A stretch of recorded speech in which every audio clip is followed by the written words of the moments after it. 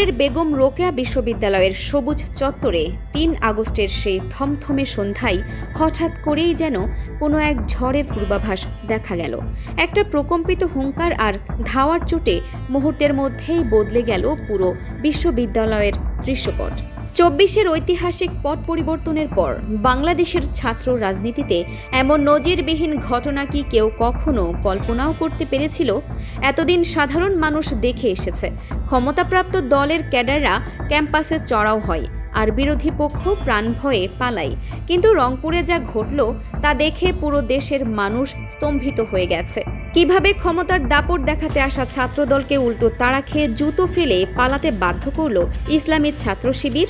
সাধারণ ছাত্রছাত্রীদের সাথে নিয়ে শিবিরের এই অনমনীয় প্রতিরোধ কি তবে ক্যাম্পাসে আধিপত্যবাদের এক নতুন অধ্যায়ের সমাপ্তি ঘটালো, নাকি শুরু হলো নতুন সংঘর্ষ? বিস্তারিত থাকছে আজকের প্রতিবেদনে। ২৪-এর ঐতিহাসিক পট পরিবর্তনের পর বাংলাদেশের ছাত্র রাজনীতিতে এমন একটা দৃশ্য কেউ কখনো স্বপ্নেও কল্পনা করতে পারেনি, যে ছাত্রদল ক্ষমতার দাপট দেখিয়ে একচ্ছত্র রাজত্ব কায়েম করতে এসেছিল তাদেরকে চরম প্রাণের ভয়ে জুতো ফেলে দৌড়াতে বাধ্য করল ইসলামী ছাত্র শিবিরের ক্যাডাররা। হবিগঞ্জের ঘটনার পর ছাত্রদলের নেতারা ভেবেছিল এনসিপি বা সাধারণ ছেলেদের মতো শিবিরের ওপর গিয়ে চড়াও হলে বুঝি বাজিমাত হয়ে যাবে, কিন্তু তারা ঘুণাক্ষরেও টের পায়নি সামনে কোনো নরম মাটি নেই, দাঁড়িয়ে আছে লৌহ কঠিন এক সুসংগঠিত প্রতিপক্ষ। ঘটনার সূত্রপাত সোমবার ৩ আগস্ট সন্ধ্যা 7:30টার দিকে। ক্যাম্পাসের ঐতিহ্যবাহী স্বাধীনতা স্মারক মাঠে একটা প্রামাণ্যচিত্র আর ছবি প্রদর্শনীর আয়োজন করেছিল শিবির। জুলাইয়ের আন্দোলনের বীরত্ব আর শহীদদের স্মৃতি তুলে ধরাই ছিল তাদের মূল লক্ষ্য। সাধারণ ছেলেমেয়েরা যখন সেখানে গোল হয়ে দাঁড়িয়ে ছবিগুলো দেখছিল, ঠিক তখনই সিনেমার ভিলেনের মতো লাঠি সোটা আর দল বল নিয়ে মহড়া দিতে দিতে ঢুকে পড়ে শাখা ছাত্রদলের ক্যাডাররা।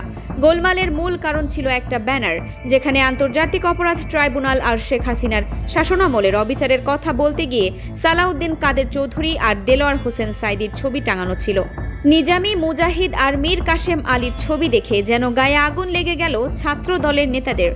কোনো কথা নেই, বার্তা নেই, গায়ের জোর দেখিয়ে ব্যানার ছিঁড়ে ফেলার হুমকি দিতে থাকে তারা। তর্কাতর্কির এক পর্যায়ে কোনো উস্কানি ছাড়াই হঠাৎ খেপে গিয়ে শিবিরের এক কর্মীর বুকের উপর কষে লাথি বসিয়ে দেয় এক ছাত্র দলনেতা। ব্যাস, দেখতে দেখতে মুহূর্তের মধ্যেই পরিস্থিতি আগ্নেয়গিরির মতো ফেটে পড়ল। গাছের ডালপালা ভেঙে প্লাস্টিকের চেয়ার আর স্টিলের লাঠি উঁচিয়ে শান্তভাবে বসে থাকা শিবিরের ছেলেগুলোর উপর নৃশংস পশুর মতো ঝাঁপিয়ে পড়ল তারা। বাঁশ আর স্ট্যাম্পের একটানা আঘাতে রক্তে ভেসে গেল শিবিরের নেতা মেহেদি হাসানের শরীর। দেখতে দেখতে ৫ জন তাজা ছেলে রক্তাক্ত হয়ে মাটিতে লুটিয়ে পড়ল। ছাত্রদলের ক্যাডাররা ভেবেছিল এই ভীতি প্রদর্শনেই কাজ শেষ, পুরো ক্যাম্পাস এখন তাদের পকেটে। কিন্তু ক্ষমতার মোহে অন্ধ হয়ে তারা হিসাব মেলাতে ভুল করে ফেলেছিল। শিবিরের ছেলেরা মাটিতে পড়ে থেকে মার খাওয়ার পাত্র নয়, তা কয়েক মিনিটের মধ্যে টের পাওয়া গেল। রক্তাক্ত সঙ্গীদের সরিয়ে এক মুহূর্তের মধ্যে নিজেদের গুছিয়ে নিয়ে মূল সড়কে দেওয়াল তুলে দাঁড়িয়ে গেল শিবিরের কর্মীরা। প্রক্টর সাহেব তো দৌড়ে এলেন দুই পক্ষকে থামানোর জন্য, কিন্তু ততক্ষণে ছাত্রদলের এক নেতা মাসুদ রানা আবার এক বস্তা ভাঙা ইট নিয়ে হাজির।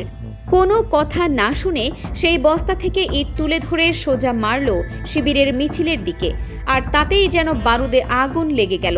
বাঁধ ভাঙা জলের মতো একজোট হয়ে গর্জে উঠল সাধারণ ছাত্র আর শিবিরের নেতাকর্মীরা। হই হই রই রই, ছাত্র দল গেলি কই হুঙ্কারে কেঁপে উঠল পুরো বিশ্ববিদ্যালয় এলাকা। শিবিরের লাঠি সোটা আর খালি হাতের পাল্টা ধাওয়ার তীব্রতা এত মারাত্মক ছিল যে সেই বস্তাবাজ মাসুদ রানার বাহিনী চোখের পলকে হাওয়া হয়ে গেল। যে লাঠি আর ইট তারা মারতে এনেছিল, সেই ইট লাঠি ফেলে জীবনের তাগিদে মূল ফটকের বাইরে সুরসুর করে পালিয়ে বাঁচল ছাত্রদল। সবচেয়ে তাজ্জব বনিয়ে দেওয়ার মতো বিষয় ছিল, এই ধাওয়ায় শুধু শিবিরের দলীয় কর্মীরাই ছিল না, সাধারণ ছাত্রছাত্রীরাও কাঁধে কাঁধ মিলিয়ে রাস্তায় নেমে এসেছিল। বিশেষ করে সাধারণ মেয়েদের যেভাবে সামনের সারিতে দাঁড়িয়ে ইটের জবাব দিতে দেখা গেছে, তা এক কথায় অভূতপূর্ব। ক্যাম্পাসের আপামর জনগণ একটা কথা খুব পরিষ্কার করে জানিয়ে দিয়েছে, ১৫ বছর ধরে ছাত্রলীগের যে গেস্ট রুমের অত্যাচার, গণরুমের র্যাগিং আর আধিপত্যের পৈশাচিক রাজনীতি তারা সহ্য করেছে, ২৪-এর পর আবার নতুন কোনো দলকে সেই রাজত্ব কায়েম করতে দেওয়া হবে না। নতুন কোনো ছত্রছায়া বা ছাত্রলীগ মার্কা গুন্ডামি রোকেয়া বিশ্ববিদ্যালয়ের মাটিতে বরদাস্ত করা হবে না। পরিস্থিতি কিছুটা নিয়ন্ত্রণে আসলেও ক্যাম্পাসের আকাশে বাতাসে এখনও প্রচণ্ড বারুদের গন্ধ। ভিডিও ফুটেজ দেখে জড়িতদের কঠোর শাস্তি দেওয়ার আশ্বাস দিয়েছেন বিশ্ববিদ্যালয় প্রশাসন। তদন্ত কমিটিও গঠন করা হচ্ছে। কিন্তু এই রোকেয়া বিশ্ববিদ্যালয়ের ঘটনা দেশের রাজনীতিতে এক বিরাট বড় ধাক্কা দিয়ে গেল। রাজনৈতিক বোদ্ধারা এখন সোজা সাপটা বলছেন, জামায়াত আর বিরোধী দলগুলোকে খুব ভালো করে বুঝতে হবে, যারা নতুন করে ক্ষমতার মসনদে বসে বা বসার স্বপ্নে বিভোর হয়ে দাপট দেখাচ্ছে, তারা কখনো বন্ধু হতে পারে না। এই পচা রাজনৈতিক কালচারে সোজা আঙুলে ঘি ওঠে না। গায়ের জোরের উত্তর গায়ের জোরেই দিতে হয়। আজকে শিবির যদি রাজপথে এমন ইস্পাত কঠিন দেওয়াল তুলে না দাঁড়াতো, তবে ছাত্রলীগের ফেলে যাওয়া খালি জায়গায় এতদিনে ছাত্রদলের চাঁদাবাজি আর গুন্ডামির সাম্রাজ্য কায়েম হয়ে যেত। আওয়ামী লীগের ভয় দেখিয়ে বাকি দলগুলোকে চেপে রাখার যে ছক কষা হচ্ছিল, এই এক ধাওয়াতেই সেই ছকের 12টা বেজে গেছে। যদি এই আধিপত্যবাদের বিরুদ্ধে সবাই ঐক্যবদ্ধ না হয়, তবে এই নতুন দল আওয়ামী লীগের চেয়েও শতগুণ বেশি হিংস্র রূপ নিয়ে চেপে বসবে। কিন্তু রোকেয়া বিশ্ববিদ্যালয়ের সাধারণ ছাত্র আর শিবিরের প্রতিরোধ প্রমাণ করে দিয়েছে, অন্যায়ের বিরুদ্ধে রুখে দাঁড়ালে দেশের জনগণ আর শিক্ষার্থীরা সবসময় ন্যায়ের পথেই ছাতা হয়ে দাঁড়ায়। বর্তমানে বিশ্ববিদ্যালয়ের মূল ফটকের বাইরে চরম উত্তেজনা থমথম করছে। যে কোনো সময় আবার রক্তক্ষয়ী সংঘর্ষের আগুন জ্বলে উঠতে পারে বলে সাধারণ শিক্ষার্থীরা আশঙ্কায় দিন কাটাচ্ছেন। কিন্তু এই ঘটনার মধ্য দিয়েই বাংলাদেশের ক্যাম্পাসগুলোতে এক নতুন সমীকরণ তৈরি হয়ে গেল। যে খালেদা জিয়া একসময় সাইদি কিংবা নিজামীদের শ্রদ্ধা করতেন, শেখ হাসিনার আদালতকে ক্যাঙ্গারু কোর্ট বলতেন, সেই দলের কর্মীরা আজ তাদের ছবি সহ্য করতে পারছে না কেন? এই প্রশ্ন এখন প্রতিটি আম জনতার মুখে মুখে। রংপুরের এই দাবানল কি তবে পুরো বাংলাদেশের রাজনীতি বদলে দেবে, নাকি আবার কোনো নতুন দখলের চক্রান্ত ডালপালা মেলবে? তা দেখতে পুরো দেশ এখন মুখিয়ে আছে।